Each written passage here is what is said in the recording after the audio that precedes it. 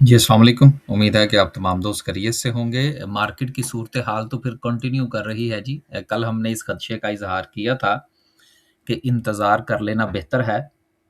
गो के बहुत सारे दोस्त अहबाब जो हैं वो इस हवाले से ख़ास तौर पर जिस दिन से हमने सेज़ियो का चार्ट डिस्कस किया है, वो बड़ी तनकीद फ़रमा रहे हैं।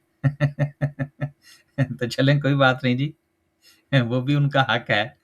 देखिए, जिस वक़्त हम कोई चार्ट डिस्कस करते हैं ना या हम केसी 100 का चार्ट डिस्कस करते हैं या किसी जो है वो किसी कंपनी का चार्ट डिस्कस करते हैं, तो बेसिकली उसमें जो चार्ट हमें बता रहा होता है, ये जो हमें उसमें से समझ आ रही होती है, वो हम आपकी खिदमत में पेश कर देते हैं। और साथ में हम ये भी गुज़ारिश करते हैं कि ये हमने आपके साथ एक इन्फॉर्मेशन शेयर की है, बाकी डिसीज़न तो आपका अपना होना चाहिए ना। अगर आपको लगता है कि नहीं जी सेज़ियो के अंदर उस वक़्त जिस दिन हमने चार्ट डिस्कस किया था बाइंग बनती थी, तो यार आप करते। हमने हमने उसमें बाइंग या सेलिंग के हवाले से मना तो नहीं ना किया। वो तो डिसीज़न सर आपका अपना हो ना, वो तो एक अलग बात है कि हमारे यहाँ आजकल ये एक सोशल मीडिया पर ये रिवाज जो है वो शुरू हो चुका है काफ़ी ज़्यादा कि एक तो जी आपने जो है वो गिरती हुई मार्केट में पैसे डालते जाना है। अब वो गिरती हुई मार्केट जब रिकवर करती है तो फिर आपने पैसा नहीं निकालना, बल्कि गिरती हुई मार्केट में डालते जाना है। और उसके साथ-साथ एक और सोच जो है वो परवान चढ़ रही है कि जी आप जो है वो पूरी जो है वो अपना पैसा मार्केट के अंदर डाल दें। यानी कि जितना पैसा है वो सारा शेयर के अंदर डाल दें। बहरहाल मैं पहले भी गुज़ारिश करता रहा हूँ कि इस किस्म की जितनी भी चीज़ें हैं उनका हमारे साथ भई कोई ताल्लुक नहीं है। हम तो हमारा जो इन्वेस्टमेंट का ग्रुप है, उसमें भी जब कोई चीज़ हमारे लेवल पर आती है तो हम रिकमेंड करते हैं कि भई आप इसमें प्रॉफ़िट टेकिंग करें। ताकि मार्केट के उतार-चढ़ाव से अगर आप कुछ 4 पैसे बचाएँगे तो देन ही वो आपके काम आएँगे। बाकी माशाअल्लाह से आपकी स्ट्रैटेजीज़ बहुत अच्छी हैं जी, आप उसको ज़रूर फ़ॉलो कीजिए, हमें उसपे कोई इख्तिलाफ़ नहीं है। मार्केट पर सेलिंग प्रेशर जो है उसके हवाले से खदशा था, वो कंटिन्यू किया। अब कैंडलस्टिक क्या कहती है उसको इंशाल्लाह आगे डिस्कस करने की कोशिश करेंगे। सर्किट ब्रेकर की बात करें तो माशाल्लाह से आज जो है वो 13 कंपनीज़ जो हैं वो अपर कैप में हैं। यकीनन कोई भारी भरकम कंपनी जो है वो हमें नज़र नहीं आ रही। लोअर कैप की बात करें तो लोअर कैप में कोई कंपनी नहीं है। इसका मतलब ये है कि जो पॉइंट्स हैं वो पूरी मार्केट में फैले हैं और अगर आप तमाम सेक्टर्स का जायज़ा लेंगे तो हर सेक्टर में से आपको जो है वो पॉइंट्स निकलते हुए नज़र आएँगे। अब यहाँ पर मैं अगर प्रॉफ़िट टेकिंग का लफ़्ज़ इस्तेमाल करूँगा तो बहुत सारे लोग माइंड करेंगे। हालाँकि जिस दिन मार्केट जो थी वो 1,81,500 की रेजिस्टेंस थी, तो मैंने कहा था कि यार आप इसमें से मेरे कहने पर कुछ 10, 15, 20% प्रॉफ़िट टेकिंग कर लें। बल्कि साथ में मैंने ये भी गुज़ारिश की थी कि अगर आपका शेयर जो है वो आपकी बाइंग प्राइस पर भी है, तो फिर भी आप उसमें से कुछ पोज़ीशन काट लें। मार्केट में काम करने के ना कुछ स्ट्रैटेजीज़ होती हैं और वो हर बंदे की इंडिविजुअल होती हैं। और अच्छी बात ये है इस कारोबार की कि इसका कोई थंब रूल नहीं है और यही वजह है कि इंडिविजुअल कैपेसिटी की बुनियाद पर लोग जो है, वो इसमें नफ़ा और नुकसान के जो अपने टारगेट्स हैं, वो सेट करते हैं। तो यकीनन वक़्त के साथ-साथ चीज़ें जो हैं वो सामने आती जाएँगी।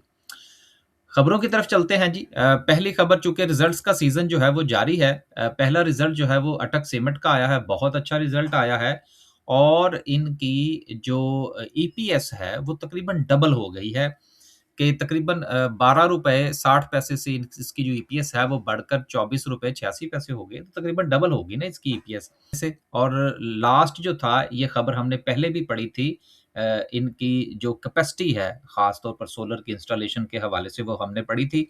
अब ये बैटरी स्टोरेज की तरफ जा रहे हैं।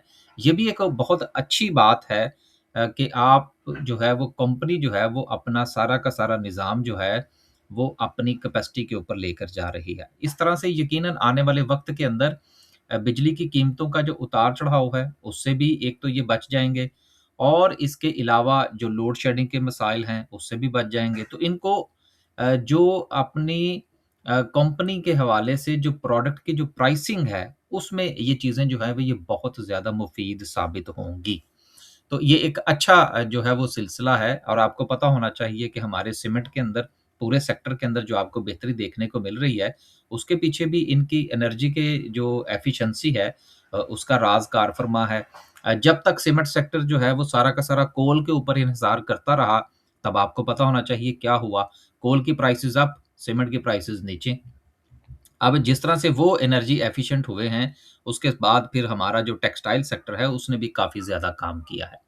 जी, अगली खबर जो है वो आईएमएफ का रिव्यू जो है वो सर पर खड़ा है और इस रिव्यू के नतीजे में जो सूरत-हाल है वो मज़ीद बेहतर होगी। अब रहा सवाल इस बात का कि जी इस रिव्यू के अंदर जो है वो बहुत चीज़ें टाइट होंगी। तो हर मर्तबा जब भी रिव्यू के हवाले से बात होती है, तो मैं आपसे यही गुज़ारिश करता हूँ कि खबरें छपेंगी, छपी हैं, मज़ीद छपेंगी, साथ में बहुत ज़्यादा होगा जी कि टारगेट पूरे नहीं हुए, आईएमएफ जो है वो मज़ीद टाइट करेगा। तो आईएमएफ तो है ही टाइट करने के लिए, वो वो आसानी देने के लिए तो है नहीं। तो इसलिए इन खबरों के पीछे जाने की ज़रूरत नहीं है। मैं पूरी तरह से बहरहाल इस हवाले से जो है वो कॉन्फिडेंट हूँ कि इंशाल्लाह ये रिव्यू जो है, ये भी मुकम्मल हो जाएगा और आने वाले चंद दिनों के अंदर जो है वो आईएमएफ का वफ़द जो है वो पाकिस्तान का दौरा करेगा। लास्ट पे जो है जी आखिरी खबर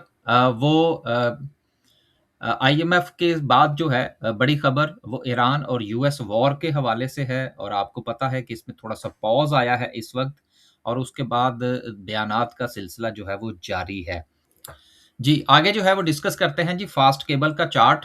फ़ास्ट केबल के हवाले से अगर हम बात करें तो इसने रिसेंटली जो है वो अपना ट्रिपल टॉप बनाने की कोशिश की जो कि ₹25.50 का था। लेकिन उसके नतीजे में जो है वो हमें सेलिंग प्रेशर देखने को मिला, एक बात। दूसरी चीज़ ये है कि इसने अपना रिसेंटली जो ब्रेकआउट जहाँ से दिया था जिस लेवल से, वो था तकरीबन ₹24.50 ₹24.60 का ज़ोन था, जहाँ से इसने ब्रेकआउट दिया था। तो मुमकिना तौर पर ये देखा जाता है टेक्निकल्स के अंदर कि जब कोई चीज़ जो है वो किसी अपने हाई को ब्रेक करती है जो कि ये वाला ₹24.50 का हाई था, तो इसके बाद इसने अपने डबल टॉप को हिट किया और वहाँ से इसको सेलिंग प्रेशर मिला। ये टेक्निकली बिल्कुल ठीक है। अब दूसरी तरफ ये है कि इसको मुमकिना तौर पर अपनी जो इसकी सपोर्ट थी, उसको टेस्ट करने के बाद इसको ऊपर जाना चाहिए। तो आज जो है वो इसने अपना वो जो सपोर्ट ज़ोन है जो कि अराउंड कोई ₹24.50 से लेकर ₹24.60 का बनता था, उसको टेस्ट किया है। अगेन हम किसी को ये नहीं कह रहे कि वो इस शेयर के अंदर कूद जाए। सिर्फ़ आपके साथ लेवल की जो है वो आइडेंटिफ़िकेशन करने की कोशिश कर रहे हैं। लिहाज़ा इसके नीचे जो है, इस ज़ोन के नीचे जो कि ₹24.50 का ज़ोन बनता है, इसके नीचे स्टॉप लॉस का होना ज़रूरी है, एक बात। अब मुमकिना तौर पर इसका जो पहला टारगेट होगा जहाँ से ये नीचे आया था, वो ₹25.50 का ज़ोन है। यहाँ से ऊपर निकलता है, तो फिर इसके पास 2 मज़ीद रेज़िस्टेंस हैं, जिसमें एक जो है, वो तकरीबन कोई ₹26.50 का ज़ोन बनता है, जो कि इसकी पहली रेज़िस्टेंस हो सकती है इसके बाद और दूसरा जो है, वो इसका प्रीवियसली हाई है, जो कि अराउंड कोई ₹29 का ज़ोन बन 38 रु ₹28.50 अगर रखेंगे, तो वो ज़्यादा बेहतर है। तकरीबन कोई 28 से ₹28.50 का ज़ोन बनता है, जहाँ तक ये मुमकिना तौर पर जा सकता है। तो अब लास्ट पे डिस्कस करते हैं जी आज की कैंडल को। ये जितनी भी चीज़ें हम आपके साथ डिस्कस कर रहे होते हैं, इसका मकसद जो है वो सिर्फ़ टेक्निकली चीज़ों जो है उनका आपके साथ शेयर करना है। जिस तरह से कि 3 दिन से हम गुज़ारिश कर रहे थे कि मार्केट अगर 1,81,500 से ऊपर सस्टेन करती है, तो इसके नीचे स्टॉप लॉस होना चाहिए। लेकिन चूँकि सस्टेन नहीं की, तो कल भी हमने आपसे गुज़ारिश की थी कि भाई थोड़ा इंतज़ार कर लें, मार्केट जो है वो यहाँ से नीचे जा सकती है, प्रेशर ले सकती है। तो बहरहाल जिन दोस्तों ने 1,81,500 के ज़ोन के ऊपर जो है वो कुछ बेचा था, अब वो नीचे सपोर्ट की तरफ जो है वो ध्यान ज़रूर रखें।